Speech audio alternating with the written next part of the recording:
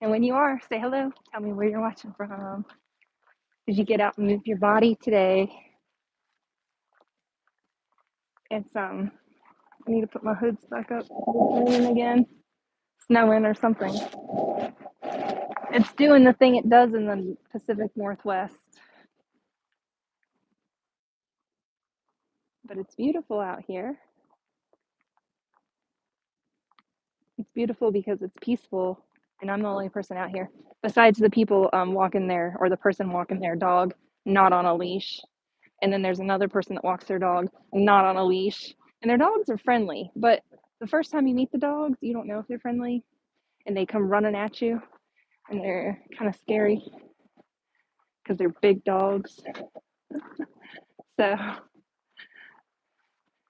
it's a peaceful walk until you run into somebody with an unleashed, overly friendly dog that comes charging you. And then it's not so peaceful. You guys moved your bodies today? I don't post about it very much, but I just started walking again right before the new year, a couple days before the new year. And I took some time off from it because it was I was pretty exhausted. I wasn't feeling well, had all that stuff going on, but I'm feeling a lot better now and eating a lot more food. My energy's back up, and the thing that helps my energy the most and helps me feel the best is walking every day. And the month I didn't walk, my back went out because I was helping Aaron. His back went out October 20th. His back went out, and then a month later, like a little over a month later, my back went out from helping him around. So then the whole pancreas issue. So we're back out here now, and I say we because I have a mouse in my pocket. No, I don't. But nature. So it feels good though. Been walking, and I try to get out here no matter what it's doing because there's no such thing as bad weather. There's only bad clothing and irresponsible dog owners. But other than that, it's good. I've got my gloves on. I'm wearing 2 pairs of gloves, but I need to switch over to snow gloves because of the precipitation. I've got glove liners and fleece gloves on now, a wool hoodie, rain jacket, 2 pairs of pants, Hokas. They're waterproof Gore-Tex. I think they're Gore-Tex. Anyways, yeah, they're Gore-Tex because I only buy waterproof footwear for winter boots because I'm always outside in the wetness, and you've got to have dry feet. Dry feet are so important. Hi, Kathleen from Pendleton, Oregon. Hello, hello. Down here in the high desert, getting my walk on. But yeah, I used to work in a ski snowboard in the outdoor industry retail department at a ski snowboard shop. So I learned lots about gear and about fit, performance fitting gear, and how to have the best, most comfortable outdoor clothing for the sport that you enjoy. And I was into snowboarding, and they also did like summer sports, wakeboarding, that kind of stuff, skateboarding, all the good stuff. So I had lots of access to amazing gear. So for me and my family, it's always been important to Aaron and I both really to have appropriate gear for the weather. He has been playing golf in this, and it was snowing this morning, and he was playing golf in the snow. So we try not to let it slow us down. If you're wearing denim outside, you're probably going to be miserable in this kind of weather. If you're wearing cotton, that's going to be soaking up all of the moisture in the air and everything. You might be miserable. And if you're not wearing appropriate layers, you got to layer up because you can always take your layers off, right? So hopefully there's nobody with a dog chasing me, or a bear, or a cougar, or a coyote. That's actually why I carry my camera, so I can see behind me the whole time, make sure there's nothing gonna eat me. I'll see if I can show you guys. I should be able to flip the camera around in just a minute and show you the view from up here. It's a little bit foggy right now, but there is a view coming up.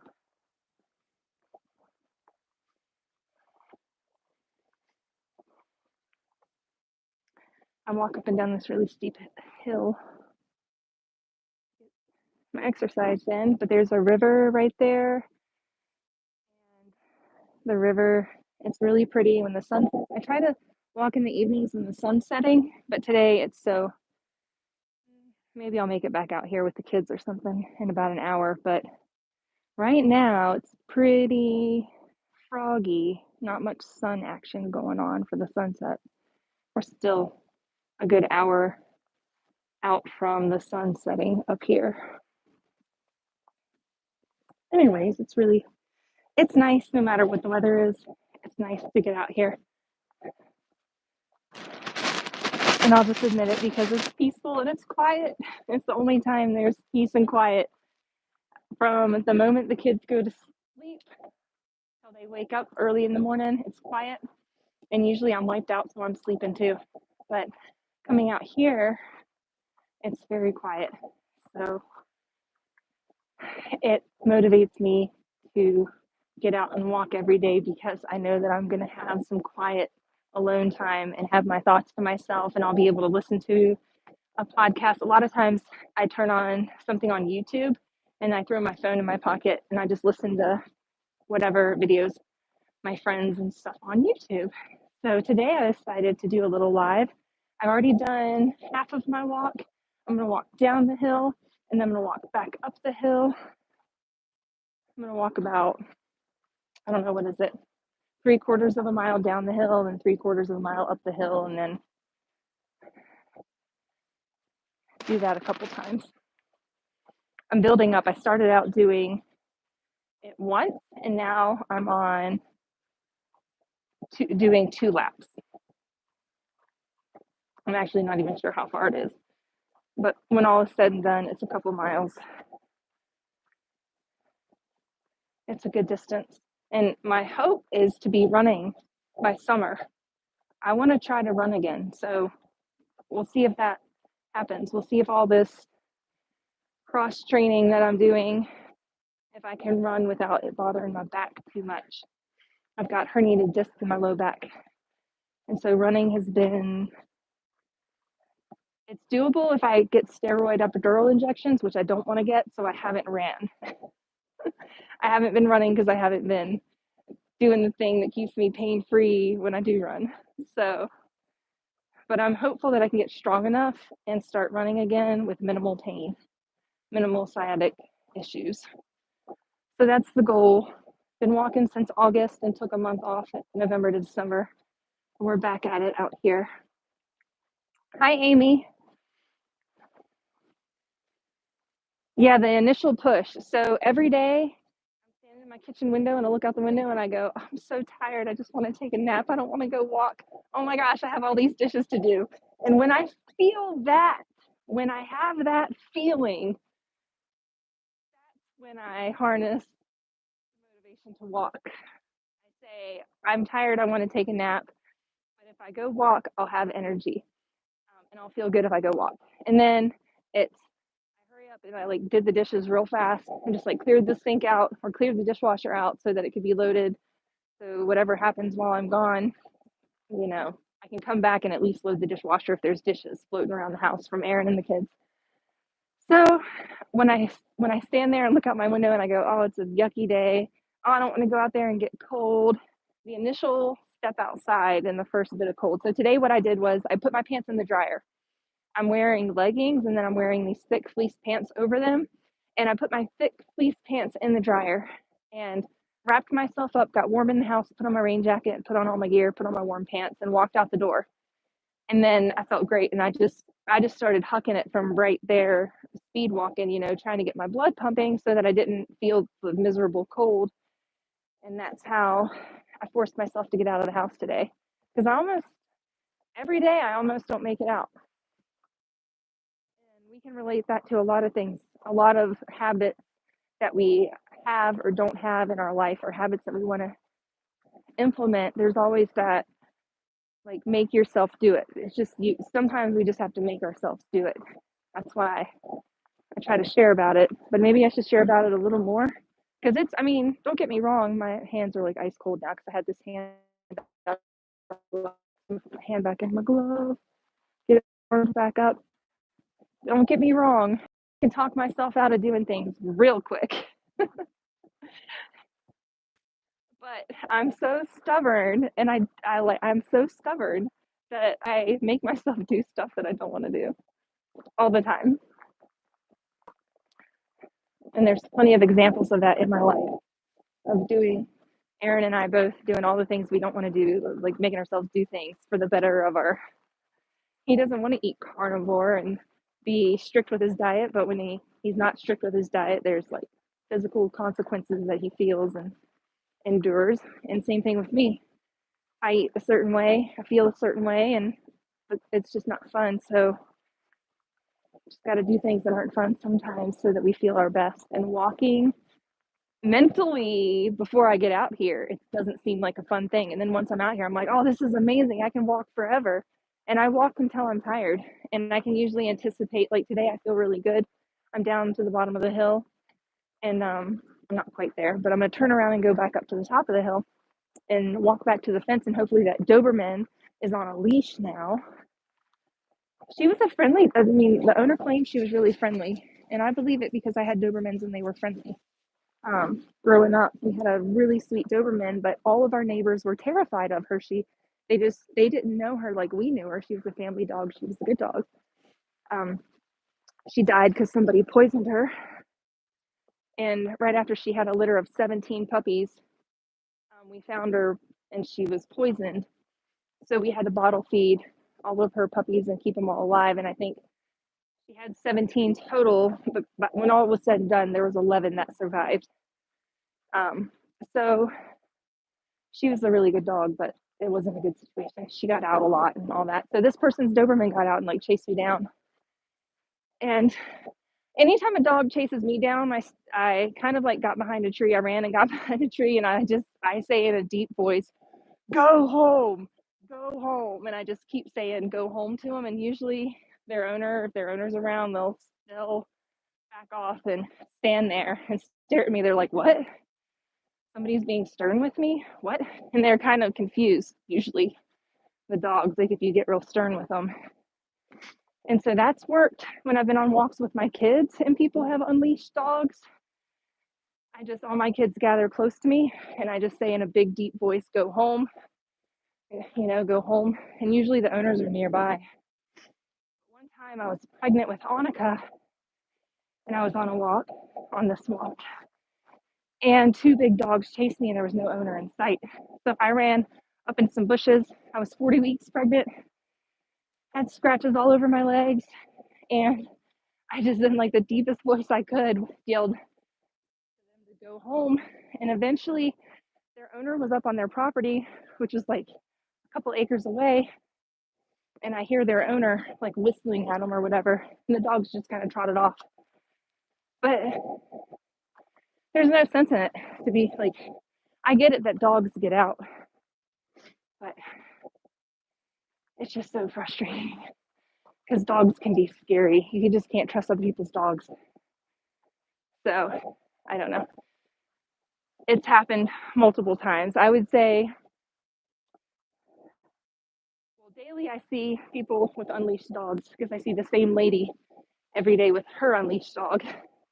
And her dog has ran up to my kids, ran up to me, and it's a stranger dog to us. It's a familiar dog to us now because we've had so many interactions with it. But really, we would prefer those interactions to be with the dog on a leash. Simply put, like keep your dog on a leash, especially if you're going to be walking where there's other people walking. I don't know. And most people have fenced in really big yards here, so there's really no sense. Dogs have places to run. They don't need to run freely in public areas. But, positive peer pressure, you got it, Laura.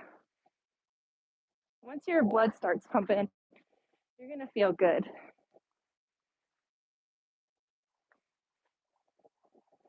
I just, my arms aren't used to holding my phone up this long, so I don't know how long my arms are gonna last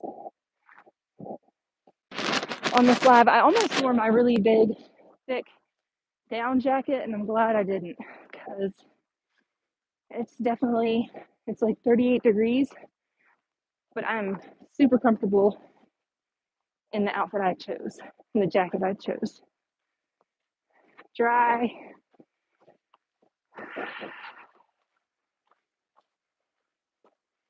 Getting a little out of breath, hiking up this hill again.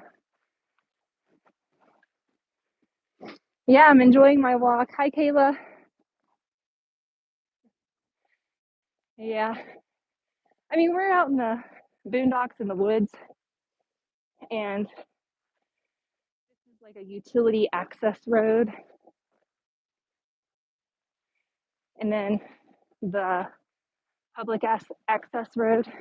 So I walk down on the utility access road so that I'm not being run over by cars. And then some people walk the public access road with their dogs off a leash, but the dogs are always off a leash on the road that I'm on. There is, I will have to say, there is a gentleman that walks his, I think it's a pit bull. And his dog is trained impeccably. Every time, first of all, his dog carries his leash in his mouth. And then every time a person comes up, the dog will stand right by his side and look at you like it wants to eat you. But it will stay by its owner's side until the owner takes the leash out of its mouth and puts the leash on its collar. That dog is trained really well. I still don't trust it. Definitely the dogs that just come charging at me, I don't trust them at first until I have quite a few encounters with them. And even then, and who am I to reprimand these people? Like, excuse me, can you please put a leash on your dog? Nah, I don't say anything. And thankfully, Aaron's not with me, because he would say something and there would be some kind of, some harshness would be spoken to the people with unleashed dogs, especially with us having the kids and stuff. But who knows, maybe one day we'll be dog owners and we'll be like, our dog's fine. No, we won't, because we'll have our dogs on leashes in public areas. All right, so I'm going to show you guys. I walk all the way down there, way past where you can see there's a road. I can't get my finger there. There it is. The road goes there. Well, past that point, it turns and it goes back further. And then we just walked up this huge hill right there. This is number 2, but my second lap, I guess. I just hope that these people don't have their Doberman unleashed again, albeit maybe it was on their property and it ran off their property. I don't know. Good evening, Amy. Impromptu walk. Well, I walk every day now. I'm determined to walk. There's a few days I take off a month. Grace for that. And then I'm usually right back at it, like within a few days. So took a month off, but we're walking daily. We're going to do the daily walking challenge if anybody wants to join in. If you guys want, I can do like a live check-in every day from like 2:30 to, I usually walk anywhere between 2:30 to 4:30 because I like to walk. That's the time of day when everybody's done with school. Well, Aaron's not done with his school, but the kids are mostly done with their school, and it's right before dinner, before I need to cook dinner. So everybody's been fed lunch. everybody's content and I can leave the house. And because around 4:30 or so is the sunset, and it's always the prettiest time of day to walk. Today I got out a little bit earlier than I normally do. And I told Aaron, I said, I'm going to go walk my 9 holes because I don't know how many holes he played this morning, but he went to the golf course and they have to walk this time of year because of the ground being frozen and all that stuff. They have to be careful on the greens.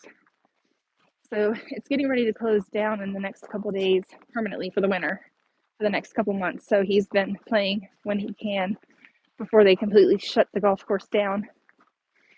So anyways, he's walking, and so I'm walking my 9 holes, and the kids were confused. They're like, what is mom talking about? Like, I'm just going for my walk, kids. They're always welcome to come with me. They choose not to, but they've been doing gym class in the garage, and they do the row machine, the resistance bike, and they do like calisthenics, lunges, jumping jacks, and they hit golf balls. So that's been their daily gym, and that's been wearing them out. So, well, since the weather's been kind of yucky, they do go outside too, but they prefer to go outside when it snows and when it's dry. When it's rainy, they don't want to get in the mud, and it's pretty muddy right now. We try to get them outside every day. They also don't, they'll come on the walk with me for the first part up the hill and back down, but they don't walk with me this far unless I have Aaron with me because of the dog situation. We just walk up the hill and back down the hill, and that's usually enough for Bodhi. That'll tucker him out. I can't carry him, and I'm not going to push him in a stroller. So he's got to learn to toughen up and walk up and down the hill too. So we just kind of go at his pace, and then if the other kids want to walk with me more, they can. Usually they all go inside, and I'll come out and finish my walk when Aaron's around.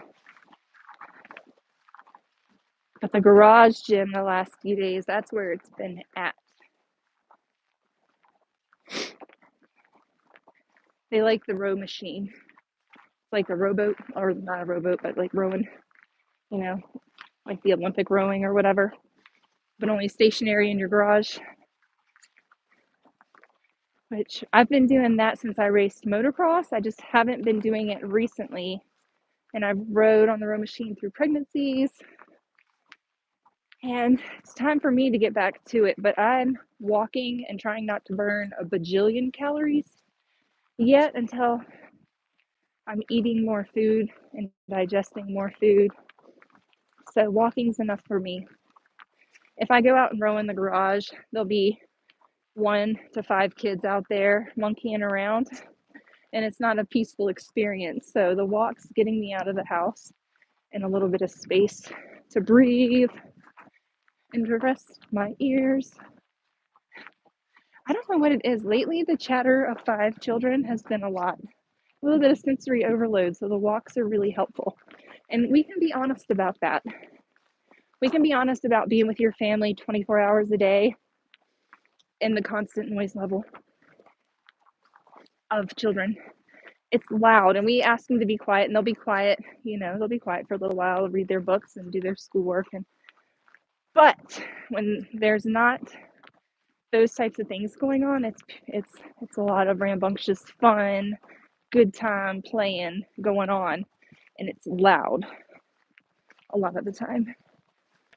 And we can admit that. We can say children are loud, and 5 children are really loud. It's joyful noise. Sometimes I need a break from it.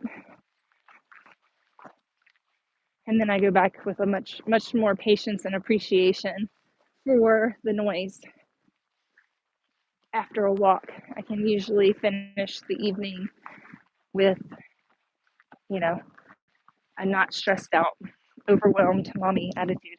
I can finish the evening in a much happier place if I can get out and get a bit of peace midday and then conquer the evening darkness, cabin fever, with 7 people in a house. But yeah, Aaron gets out. He does majority of the homeschool right now. He's taken that on, and he's in school full time, finishing his bachelor's. So it's a lot. He has to get out too. He gets out and he goes to the golf course when he can, and that's his sanity saver, being a full-time stay-at-home dad. But yeah, he's in school full-time. Bachelor's this summer, then on to his master's if he decides to continue, which I think he will. Bachelor's in, I think it's calisthenics is what he's getting his bachelor's in right now.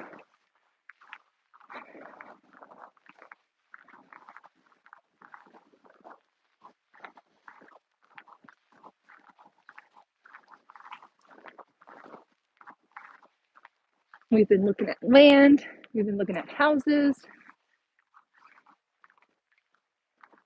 but still not sure if we can leave the Pacific Northwest. It's become our home. And I love it. Love, love, love. I always wanted to live in the West. So that dream has been fulfilled. And now we can move on to other dreams, right? We want to live in the Southeast, be a little bit closer to family. I wouldn't mind living like real close to family. But we'll just have to see what happens. But somewhere on the Southeast, finish up Aaron's education. And then if we decide to move from there, we can cross that bridge when we get to it. But I think it'll take him I think he said it would take him 3 years to get his master's at the pace he would go at. So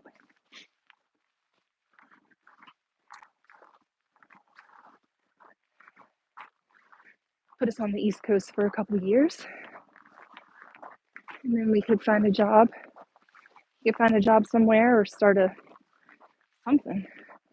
We don't know what we're doing. We feel like we're teenagers again. 40 years old, midlife crisis. Those crows don't mean anything.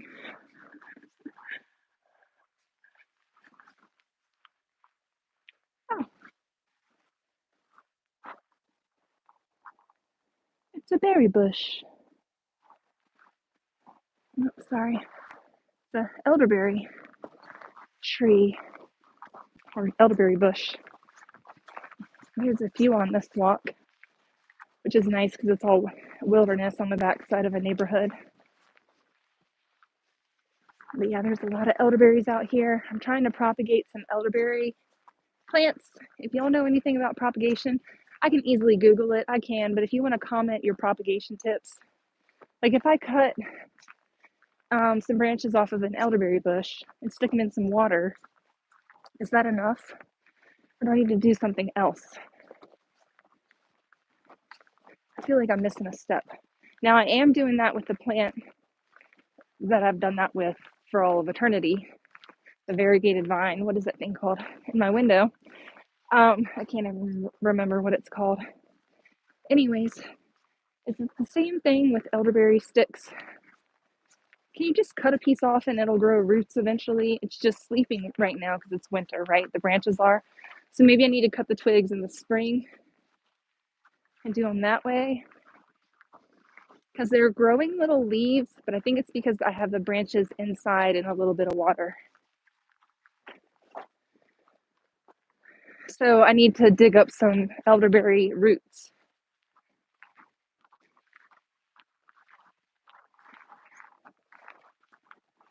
That's what you're saying.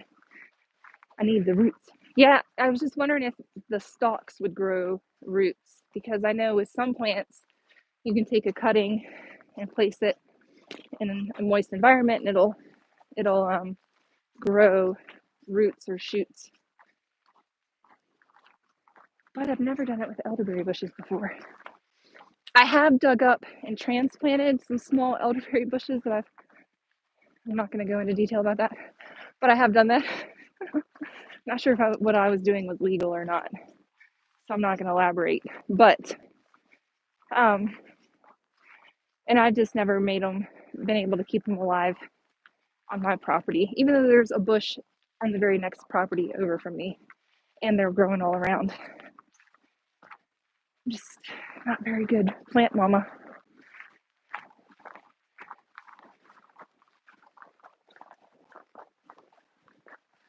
All right, so I'm gonna have to find a little elderberry, an established elderberry bush. That one back there.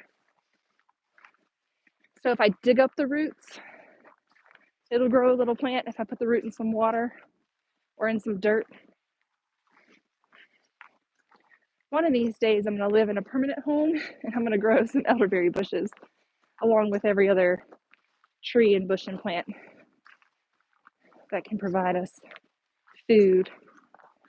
I haven't wanted to invest that much, not knowing or thinking that this is not a permanent home. When we were in England, we lived on a property that had 18 different apple trees and then numerous plum trees. It used to be a greenhouse on this river, and the greenhouse had been destroyed, but the house was still there, and a bunch of the plants had of course grown and matured. So they had all sorts of fruit producing bushes, and that's when I fell in love with elderberries, because they had elderberries on the property when we lived in England, and it was cool. It was a cool place. That's when I first started canning.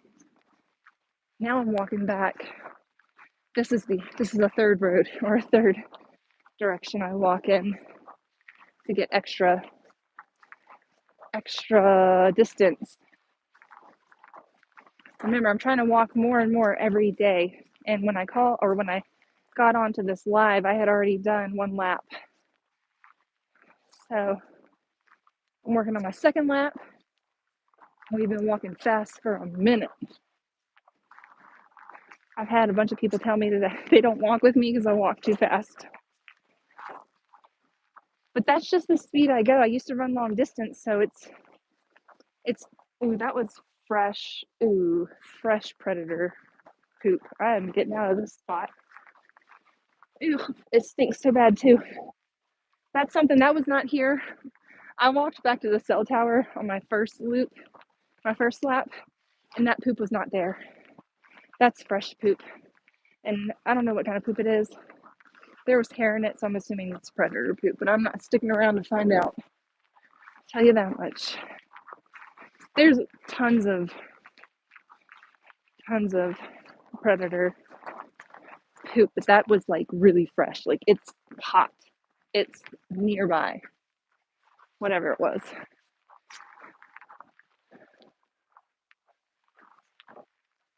Use my camera. You see any cougars back there? Just type, run!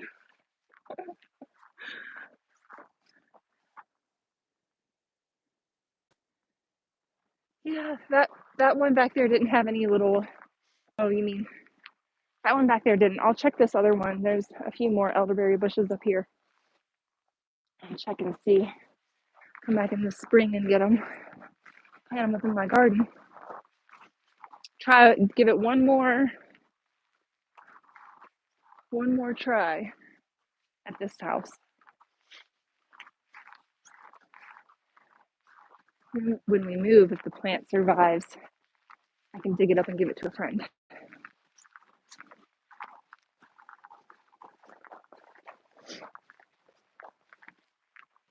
Yeah, I've heard about the rooting hormone, like you dip them in a powder. I've just never bought that stuff or seen it or looked for it, I guess, when I go to the plant places. Clearing up out here. It's looking really pretty. Clearing up as in it's not rain, snowing anymore. All right, y'all, this is your challenge. your New Year challenge. It's 38 degrees today. That's the high, I think. It was supposed to snow, but we got out here and we did it. We walked up the hill until we felt like we didn't want to walk anymore. You got to push through too sometimes, you know? Like, I don't always feel like doing a lot of things, but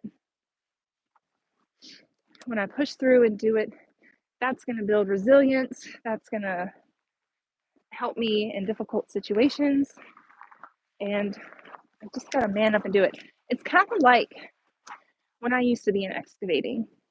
We did all sorts of stuff, like story time. We had to fix a Pizza Hut sewer line. Yours truly was knee deep in a Pizza Hut busted sewer line. This was in my early 20s, okay? There was a lot of Jaeger and dirt bikes involved at that time in my life, tattoos and all sorts of things that I'm not proud of these days. But I was in excavating and I was in construction and I was hanging out with the guys and I did hard things. We had to work. I told you I worked at a ski and snowboard shop. I did that, and I did excavating and construction. And no matter the weather, we were out there and we would be on the side of the hill and a piece of equipment would break down, heavy equipment, and we'd have to replace parts and pieces in torrential downpours, in mud, just being covered in grease and oil and dirt and muck and mire and you name it. And it was hard work and we had to do it because it was a business and it had to be run and we had to get paid. And no one else was going to do it. We didn't go and hire anybody from the 7-Eleven or anything like that. It was just us, our friends, and working. And there was no choice and there was no spare, there wasn't a lot of extra money. And there was, you know, you had to do things like get in the Pizza Hut sewer line to get paid to run the business and to keep money flowing and to keep, the equipment and to keep everything. So we were out there and I was out there doing all that crazy stuff, wearing skater boy shorts and big baggy t-shirts with my hat on backwards, in a Pizza Hut sewer line. So disgusting. Anyways, my life did a complete 180 after that period of my life. And I'm no longer doing that kind of work. Thank goodness. Because that was hard work. That was some back freaking work, y'all. That was hard stuff. I'm talking in a ditch digging mud, muck, mire with a shovel, or with, there was heavy equipment involved, but I wasn't always the fortunate one to be running that equipment. I was often down with a grade rod, shooting grade, or digging out the extra stuff that was falling in the holes so we could lay pipe or whatever, shooting the grade for septic systems. We installed a variety of septic systems. I tell Aaron all the time, I'm like, if we were to build a house, like we could actually, we could figure it out. At least, we could. We don't have to, but we could hire out all the work and at least I know what I'm talking about. At least I know what's going on and I know how not to get overcharged and all that. So we could technically be the contractors of our jobs and then just hire out all the work. Maybe complete the excavating. I don't want to do any of the framing or anything like that. I'm sure we could figure it out, but could at least do a little bit of the excavating and maybe put in the septic system and plumb it to the house. That kind of stuff I can do. So we'll see what happens. Who knows? Maybe you guys will see us build a house on this channel. And when I say build a house, I mean hire out most of the work. But we'd be the ones building it, like, getting it done for the most part. So yeah, things to think about. Life can go in any direction at this point.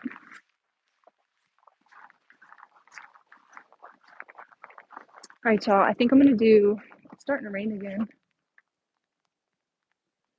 You guys probably haven't been able to hear me. I had my phone resting on my hand. Sorry about that. My arm's getting tired. but I'm going to walk down this hill and back up it one more time. I'm going to do 3 today because I started out 1, then 2 laps, and now today I'm going to do 3. So I had to get down this hill and back up it again before the sun sets. And it's 4:14. I think I left my house at 2:30. I've been walking since 2:45 probably. I didn't leave my house at 2:30. It was closer to 2:45. When I looked at my watch at the clock and decided it's do or die. Are we going to walk today? It was about 2:30, and then I started getting ready to go for my walk. And at some point, I ended up on a live with y'all. So we've been on here for 40 minutes.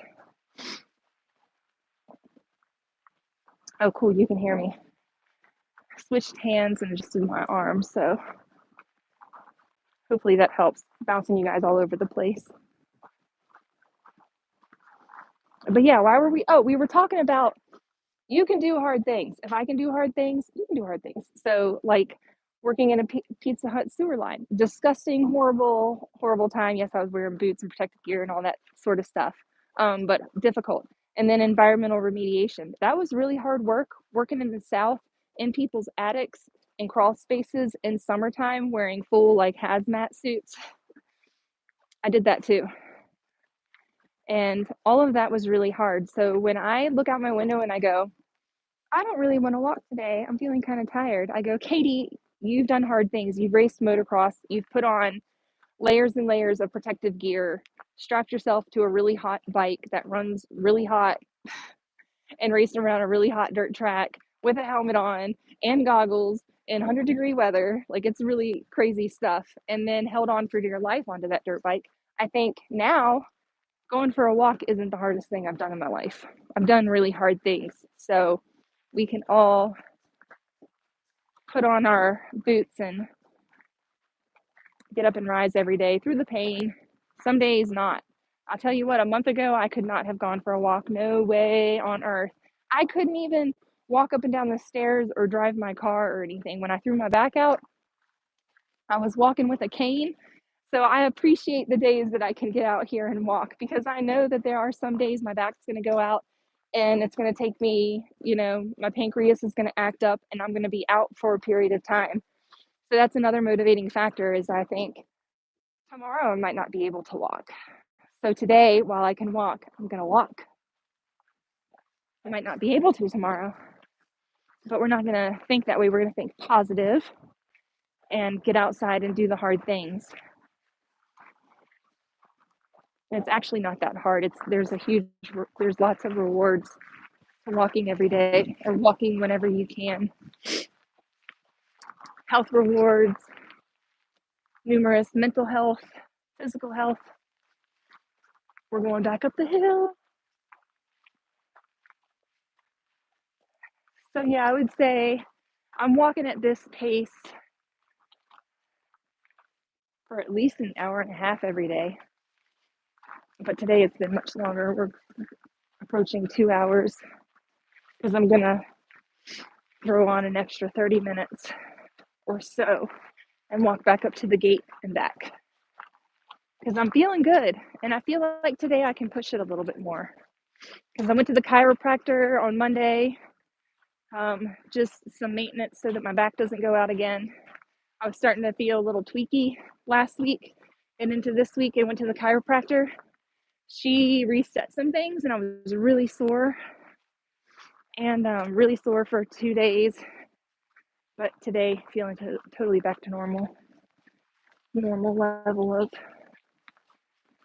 back inflammation, I suppose. All right, y'all, if you made it with me this far, you want to know another thing that I did? There was one day when Aaron was gone most of the day and he didn't get home till dark. And I did some calisthenic type, like body weight stuff with the kids. And one thing I did was just kind of like bounced in place, like bouncing vigorously or up and down real quickly in place helps move your lymphatic system, get your blood flowing really good. So even if you just like bob up and down on your tippy toes, get a little bit of air, just like a little bit of air jumping up and down, light jumps, that sort of movement is going to be beneficial. And then you don't even have to leave your house. Like, you can give yourself a lymphatic massage, get everything kind of moving, and maybe lean up against your counter and do some plank push-ups on your counter or a tabletop. Do a couple chair squats. There's lots of things we can do in our home if we can't get outside, like if we have babies, little people around. Calf raises, walking up and down your stairs. Lots of ways to move your body.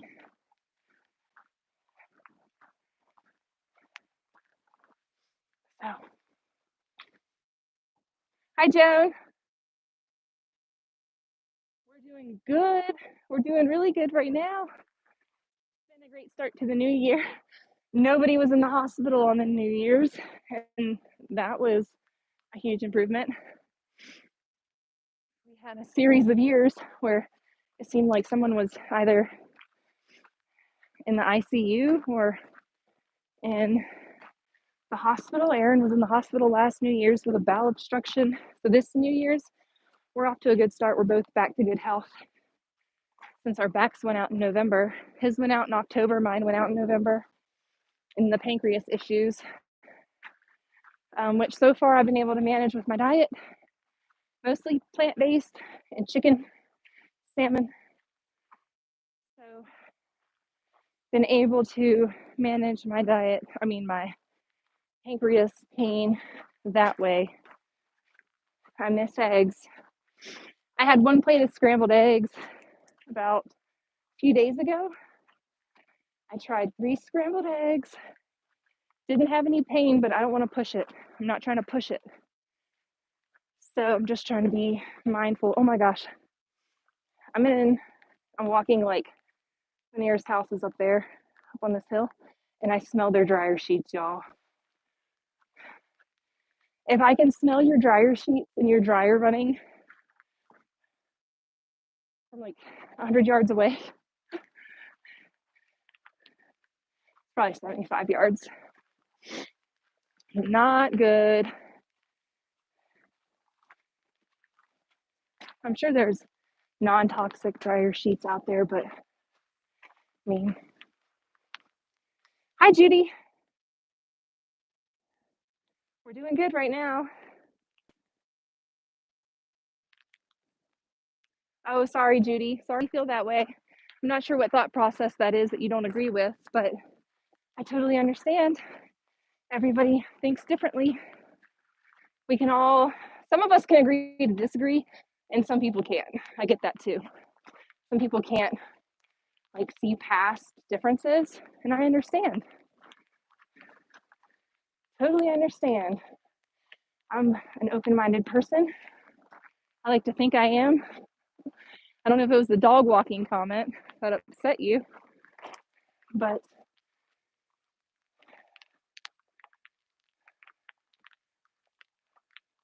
hi, Minna. Yeah, looking forward to daylight at 8 p.m. Me too. Sun's about to set here. We still have some light.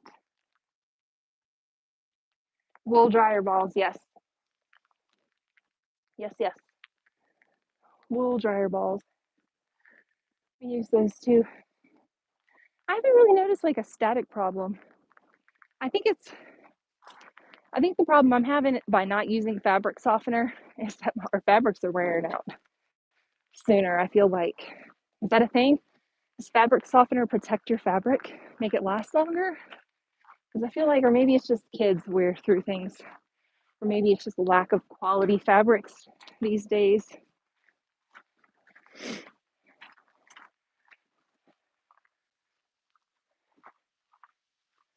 Hi, Carol. Yep. Started walking a couple days before the new year, and it's been good. Can't remember when it was. I had the kids out here. That's when I started walking. Lost track of time now, but yeah, out here trying to walk every day. Trying to, on the days when I feel good. And then I was just saying, even on the days when I'm not feeling so great, I try to get out here and get up the hill at least one time. But today I got chased by someone's big dog, and that wasn't fun. So now I'm just being careful. But we were looking, Carol, around Tuscaloosa, because Aaron, he's trying to figure out where he's going to go get his master's degree.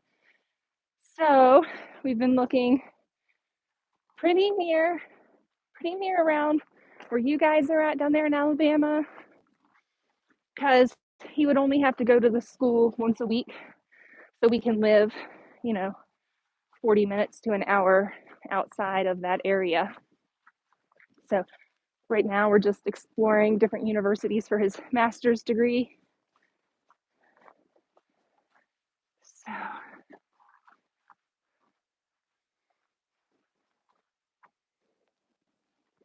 clothes conditioner is the worst thing for eczema. I believe it.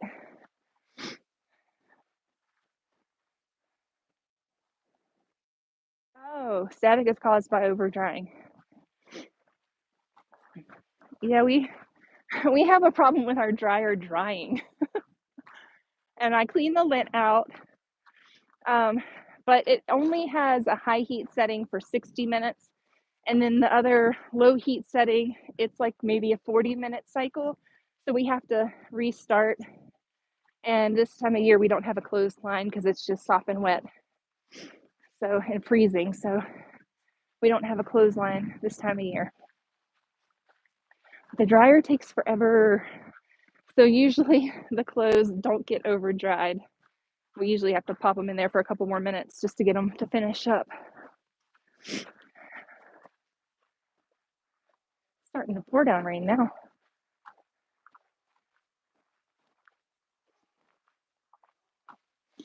Yeah, my post about people's dogs off the leash. Almost, I would say, 3 out of 5 walks, I encounter dogs off a leash. And I just think that that's a little inconsiderate, especially because people walk this road. And if you're going to walk your dog on it, it would be smart to keep your dog on a leash. But just because I don't like being chased by big dogs, and I've been chased by multiple big dogs. People around here have big dogs, Dobermans. They have German Shepherds, like full-size German Shepherds. People here like their big, scary dogs. They like their guard dogs, and they like their protector dogs. And I get it. And I'm used to walking down this road and getting big dogs barking at me that are in fenced-in yards. But today the Doberman wasn't fenced in. For whatever reason, it charged me. And I just got behind a tree and yelled, "Go home," like as loud as I could. So the owner was like, "Don't run." I was like, "I'm not running." And I'm thinking, put your dog on a leash. He didn't even have a leash for his dog. He held his dog by the collar until I got out of sight. Oh, here we go. So he was walking with his dog and didn't even have a leash for his dog. So I don't know. And I was raised by, my granny was a champion dog breeder. My mom was a AKC registered dog breeder. They had lots of dogs, lots of big scary dogs, Rottweilers, Dobermans, Shar-Peis. So those are the types of dogs I grew up around, but I had a healthy fear of other people's animals for a reason. I have a very healthy fear of other people's creatures. And especially when my children are with me. So I don't even walk with my kids a lot. And that's what I was saying. Like, I don't bring them out here too often because people's dogs run up to us, unleashed dogs. And that's scary. Because usually they're barking and running, but like they're trying to defend something. We're harmless, just some woman and her children. And usually the dogs are harmless, like I get it, but it doesn't, they're still scary. It's still unpredictable if someone's dog is gonna protect their owner and attack us. I don't know. We're not a threat, but we never run. We just, like, I got behind a tree. I did move. I saw the dog from about 100 yards, maybe 75 yards. And so I saw it charging me. So I just like stepped off to the side and got behind a tree. And it ran the whole way to me. So I don't know. I said something that, oh, you know what? I think Judy might be upset because I posted the Jace Medical thing. Yeah, that's for people who like to prep and want to have antibiotics on hand. I just thought I'd pass that along, but um, that might be offensive to some people. I believe in using herbs and natural remedies are my go-to, but there's a time and a place for modern medicine. And some people that like to prep, they like to prep, get those types of things. So as a prepper-minded channel, I tend to get offers from brands like that. And if people want to use those brands and use those discount codes, that's totally a person's personal choice. I'll share those things with my audience as they come through down the pipeline, because I know that different people from all walks of life watch my channel. And I've had a need with chronic throat infections and an inability to fight ENT infections because I'm immune compromised. I've had to go on antibiotics when herbs haven't worked for me. So unfortunately, and I think that's why I'm having a lot of gut problems. But some people might not agree with that or with mail order medications or whatever. So I don't know. I'm just the messenger. Don't shoot the messenger. Just sharing what comes across my desk. And I don't share everything by any means, but I did think that for prepper-minded people, there are some people who need access to EpiPens or to ivermectin or to hydroxychloroquine or whatever. And when they buy those kits, they can get add-ons for those medications. So that option is there for the folks who want to use ivermectin or who want to use or have access to EpiPens and things like that.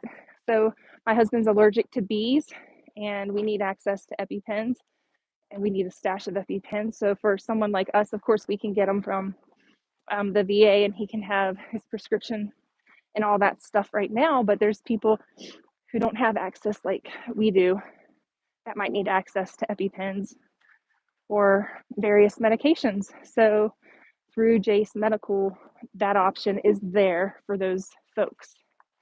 But yes, definitely a big believer in natural medicine and that kind of stuff as well. And if people weren't being shadow banned for sharing openly about a lot of more natural minded things, I would probably share more openly about all that stuff. I've always wanted to on my channel. However, when you do, you get shadow banned. And that just means that big tech prevents your information from getting out, or whatever you're sharing from getting out. So I've had to tone down on certain topics that I share about, certain beliefs that I have personally because of censorship and just how it works in the algorithm. Can't be as open and vocal on YouTube as you can be on Rumble. So I'm over on Rumble. If you guys aren't over on Rumble, there's a lot more open-minded folks over there when it comes to like medical freedom and all that kind of stuff. You can be a little bit more open about such topics, whereas on YouTube you have to be careful and they really only are kind of pushing one sort of agenda on certain platforms. So if that makes any sense.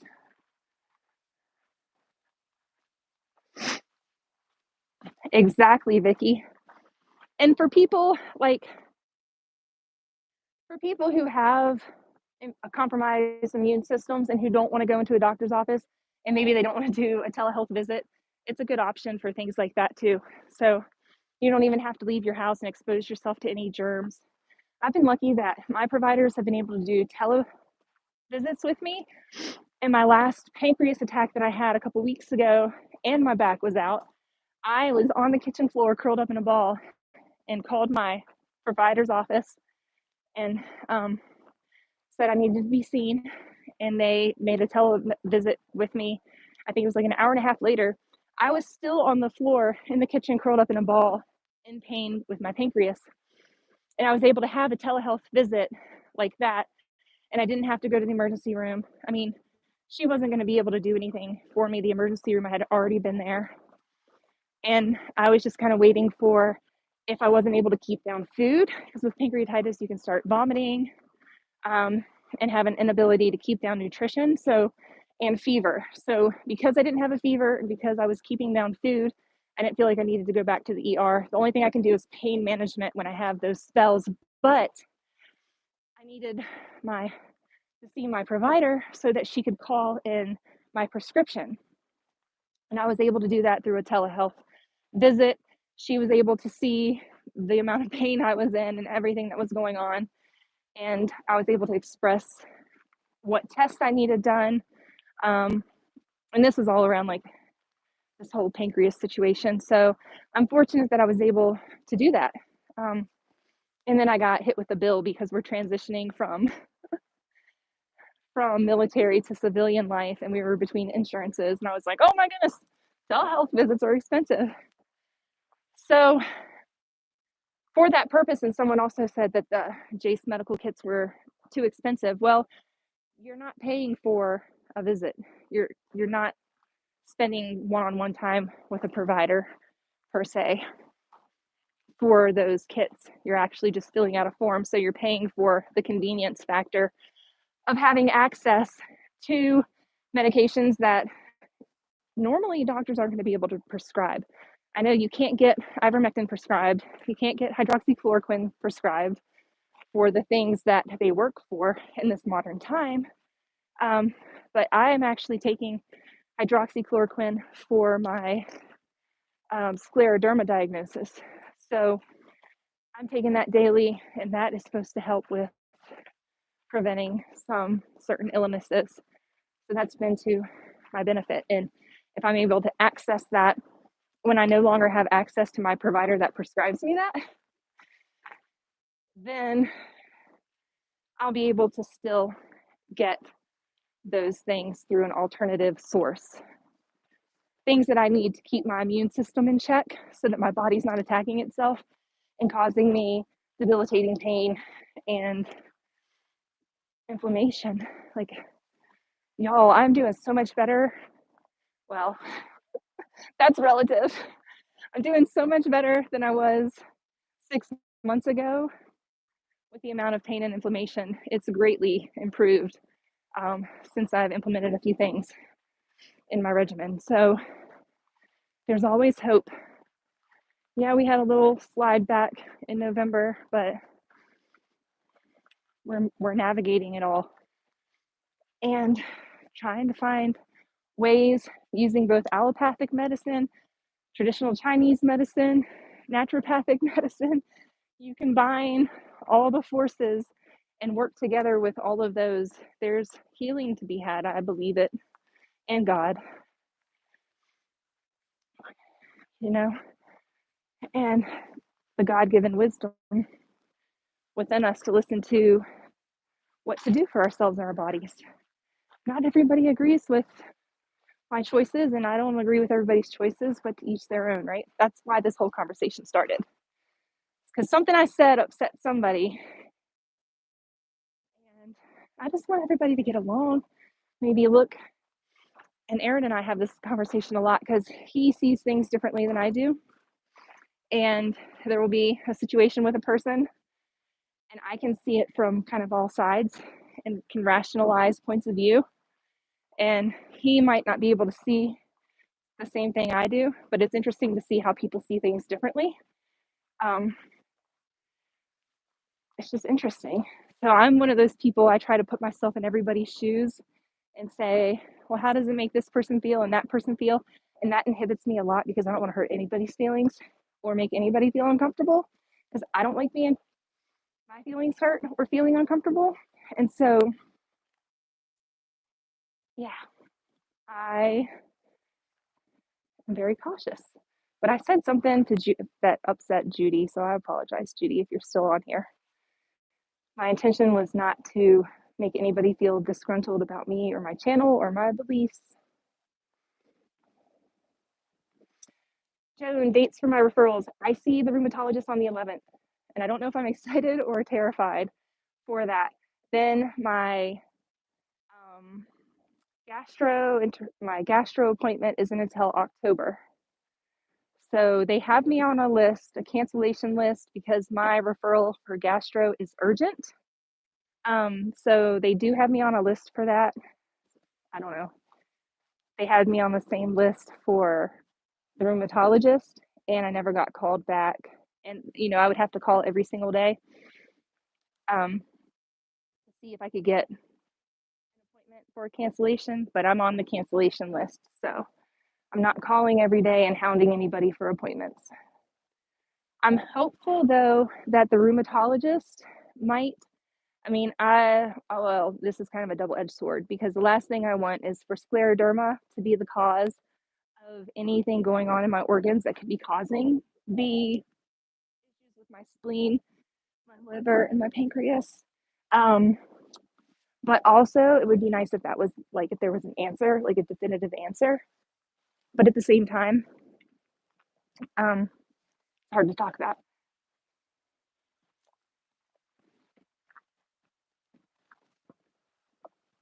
Sorry. At the same time, you don't want it to be scleroderma.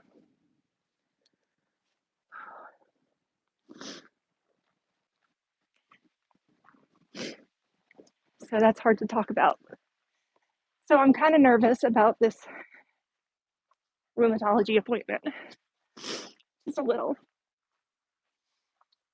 Sorry, I didn't mean to get upset. It's hard to talk about. Because I've been scared, because I don't want it to be related. That's what I'm trying to say. I don't want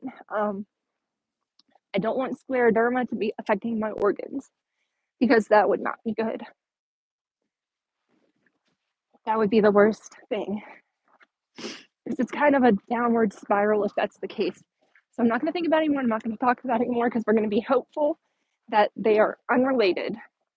Let's hope that the pancreas is unrelated to scleroderma, because if they're related, that's very concerning, because it just progressively gets worse. So I'm thankful that I'm going to be seeing a rheumatologist, and I'm also terrified. So from there, if he feels like I need to be referred to a scleroderma specialist, then that's when we'll cross that bridge, and I'm sure I'll be a year out from that. But by then, maybe we can be referred to somebody on the East Coast, and we can kind of have nailed down where we're going to be and who we can see and all that kind of stuff. Yeah. Good vibes only. We definitely need those, Annika. Yeah. It's a long time to wait for gastro. It's a really long time, especially because I traced it back. I've been having this gut pain since before I was pregnant with Bodhi. There was one night that I had severe gut pain, and I thought my upper stomach was going to explode. And I remember telling my provider, this is happening. And she said, oh, maybe it's just a candida die off. Maybe you're experiencing pain and bloat from candida die off because we're doing this gut protocol. No, that was actually the same pain that I've been having, and I've been having intermittently for the last 4 years. So I thought it started 2 years ago when Aaron's mom passed away, but that was just a momentous time that I can attribute to, okay, Bodhi was almost a year old at that point, so it had been 2 years. But I had that pain before when the kids were playing soccer, not this past season, but years ago when they were playing soccer. I remember coming home from a soccer practice one night, and I couldn't even get out of the driveway. I laid down on the driveway ground, curled up in a ball for about an hour, and Aaron at that time was golfing, and he was practicing because he plays professional golf on the side. So he was gone sun up to sundown all the time, and I drove home from soccer, and I curled up. I got out of the car, and I realized I couldn't stand up. And when you have pancreas pain, all you can do is curl up in a ball, because when you extend your body the pain is so severe. You feel like something inside of you is going to rip apart and like shred apart. That's what it feels like. You feel like something's going to explode or rip apart in your gut. So that I've been experiencing that randomly for over 4 years now. So having to wait another 10 months is kind of frustrating, because now it's actually gotten worse. When I do have the episodes, they've gotten exponentially worse. So that is concerning to me too. But I did have a CT scan in the emergency room. I had a CT scan and they said that they couldn't see any tumors on the CT scan, but that it's possible if there's any tumors or anything, they could be too small to see on a CT scan, which I'm not even worried about that. I'm praying away the whole tumor idea. That's not a thing. So we just have to see a gastro so we can figure out why I'm having this horrible gut pain and I lost 8 pounds in like 2 months. So I'm steady though. I'm not losing any more weight. But it's frustrating because I didn't have very much weight to lose. I didn't have any weight to lose.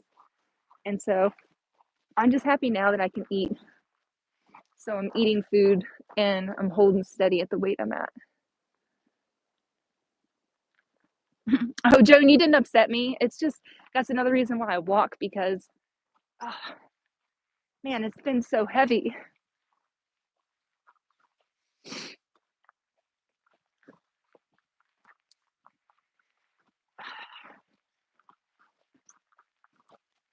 It's been so heavy and so scary,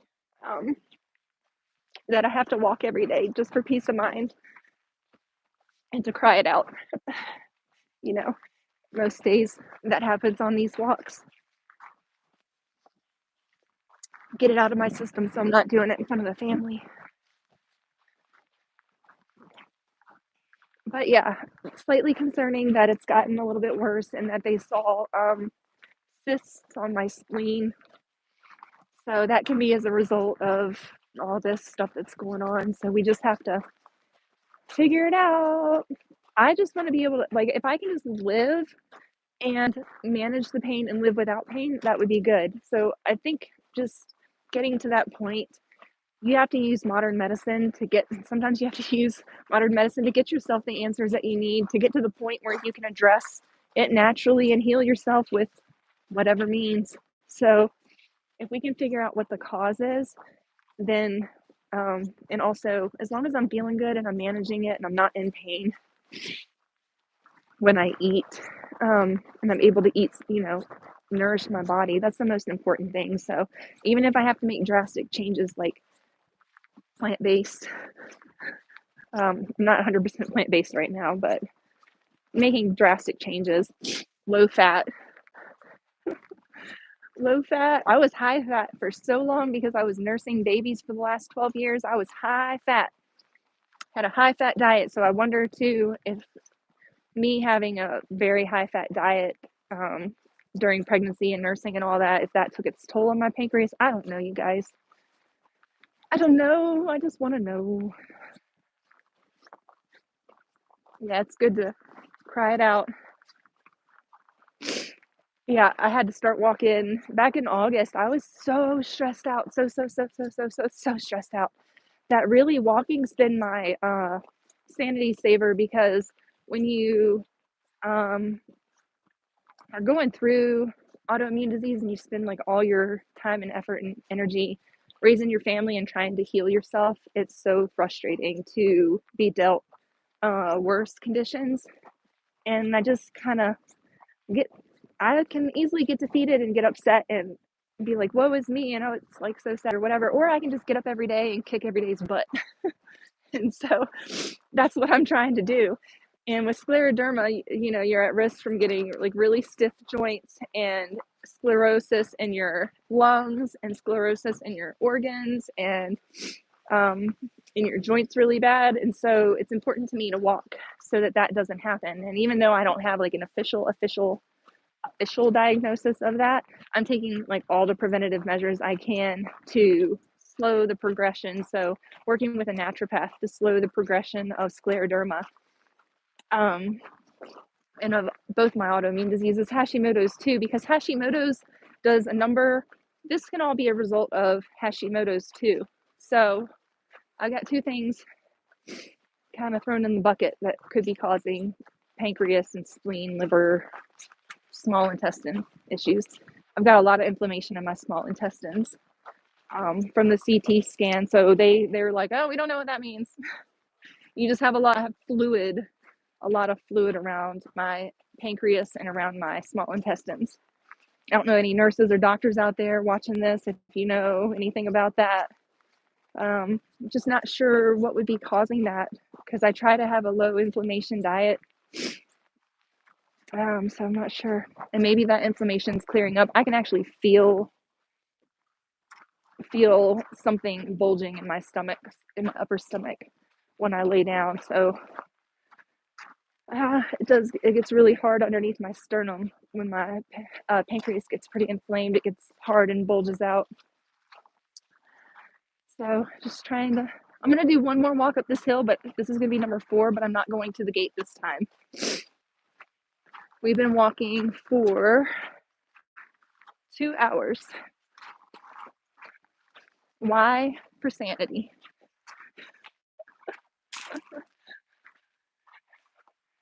Okay, y'all, my phone's going to die. I'm going to get up and down this hill one more time. Hi, Lisa. Ooh, plant-based cookbooks. I know, I have got to just like make myself do it. I have everything to make some hummus, to make some, I want to make, oh shoot, it slipped my head, but it's what you make with olives, where you chop up all the olives. It's a Greek recipe. I'm not sure.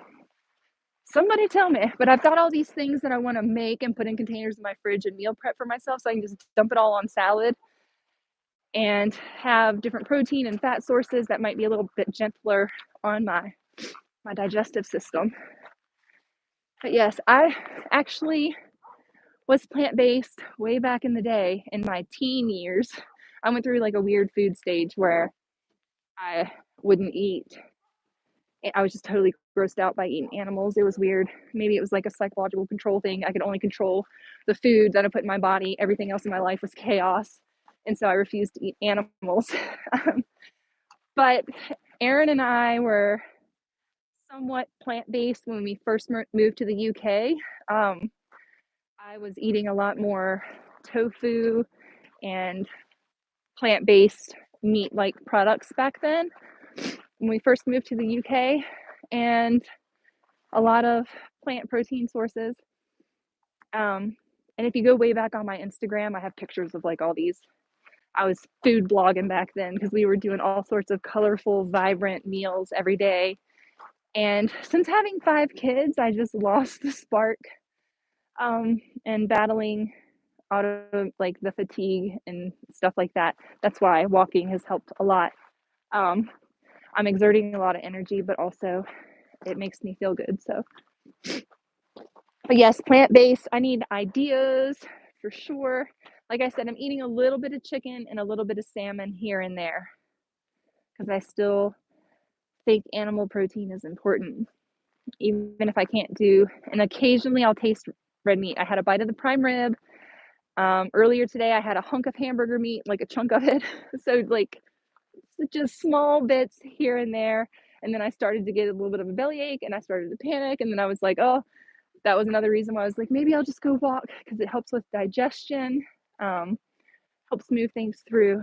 So if y'all made it this far with me on the walk, I hope that you get out there and walk today, or at least move your body, maybe do some bouncing for your lymph system, or maybe just have a rest day and enjoy your day. Hi, Sarah.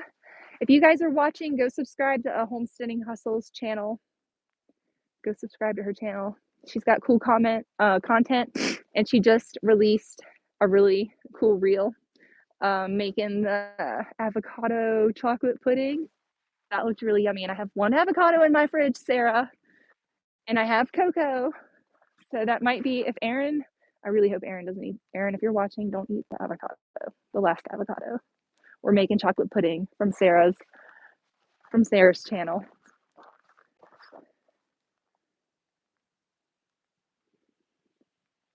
Yes, they make really good food. I've been making plum dressing. This is a funny story. I've been making plum dressing with all the plum sauce that I made this fall, and I made plum dressing completely like I made it 2 days ago, put it in the fridge. Yes, made kid sheet cakes. I grabbed the plum salad dressing out of the fridge, poured it on the first pancake, realized it was plum salad dressing because it had vinegar. It had vinegar and seasonings in it. I said, "Whoops, okay." So I had to go and get a jar because what I do is when I get to the last bit of jam or jelly or whatever in a jar, I turn that into salad dressing. I'll just add olive oil, um, what else? Vinegar and herbs. And then you shake it up in the jar and you have a dressing. So that's what I've been doing, but this is not the first time that I've mistaken salad dressing or a jar that I've turned into salad dressing, forgotten like the day before, turned it into salad dressing and poured it on toast or the pancakes or whatever for the kids and biffed it, so to speak. So anyways, my phone's dying. I'm gonna get off of here, but I will see you guys soon. I don't know. I might start, what I might start doing is getting on here the second half of my walk, and I'll keep it shorter and I won't be on here for 2 solid hours or an hour and a half. But between 2:30 and 4:30, let's say, or between, let's say, 3 and 5, because it's actually lighter out here and it's almost 5 o'clock and I'm still walking. So between 3 and 5, I'll be doing lives on days that I walk when I feel like it, if I have enough charge. Sometimes I just want to listen to my podcast or listen to whatever and have some alone time. So, but most days I will try to get on here. If you guys need some motivation for moving your body, you can find it here. Keep rising. I'll talk